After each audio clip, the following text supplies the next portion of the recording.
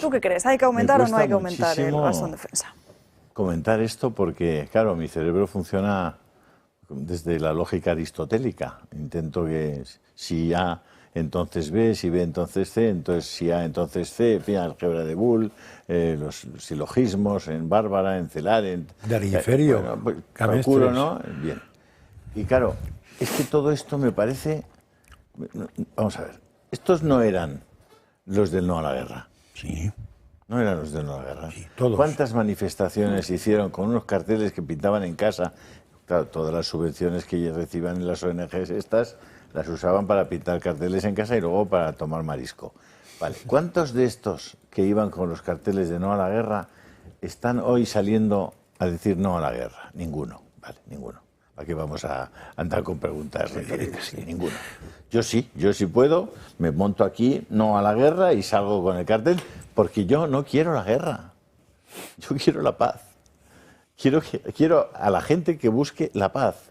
Yo siempre lo he dicho, es decir, la Unión Europea se gasta ahora 800.000 millones de euros, dice, en hacer un ejército mucho más poderoso.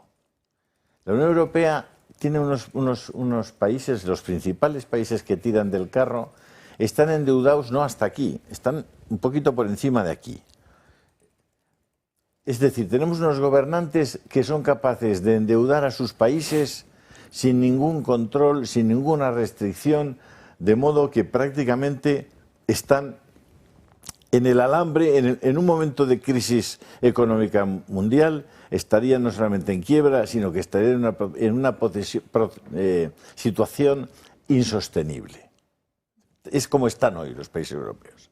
Estando así, se plantean 800.000 millones más de gasto para pelear contra sus vecinos de Rusia, la antigua Unión Soviética.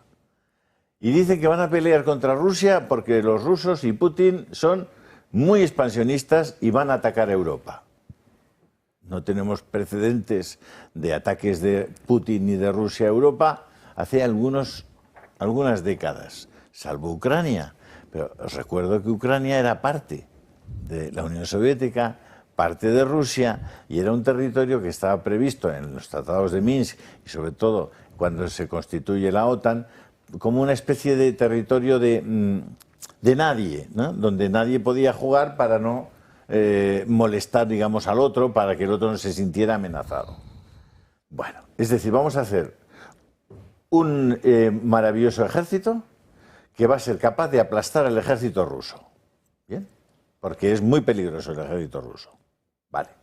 Pero es que resulta que el ejército ruso, desde un punto de vista convencional, probablemente es un ejército mediocre. Ya en Ucrania ha dado muestra de su incapacidad en muchas cosas, pero resulta que desde el punto de vista nuclear es la principal potencia nuclear del mundo, con el mayor número de ojivas nucleares. Vale.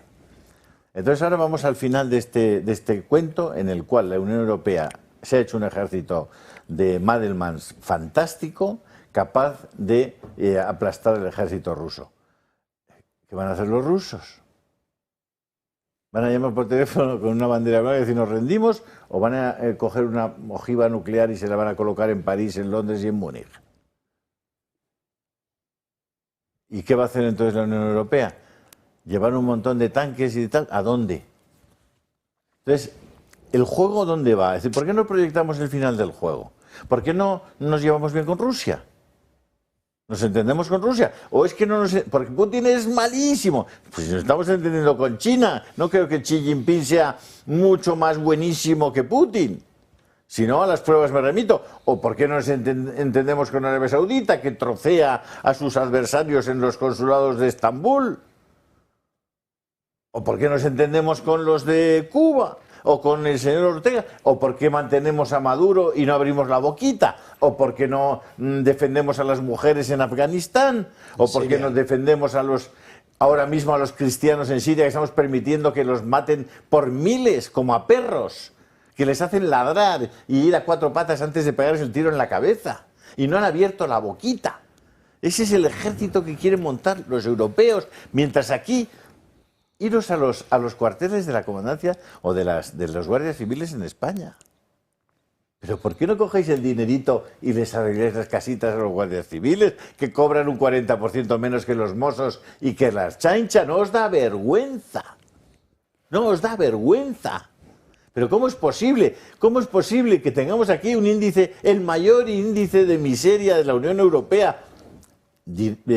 Hace una semana, en los últimos datos estadísticos de Eurostat, el mayor índice de miseria de Europa está en España. Y nos vamos a dedicar el dinerito, el poco que tenemos, que ya se lo estamos quitando a los ciudadanos más pobres, para comprar tanques y fusiles. Y tenemos dentro de España algunas de las ciudades más peligrosas del mundo, como es el caso de Barcelona. ¿Dónde está el ejército patrullando en Barcelona? Como patrulla el ejército italiano en Roma, como patrulla normalmente el ejército francés en París. ¿Pero qué les estamos contando a la gente? ¿Qué milonga les estamos contando? Es todo una puñetera farsa, una mentira.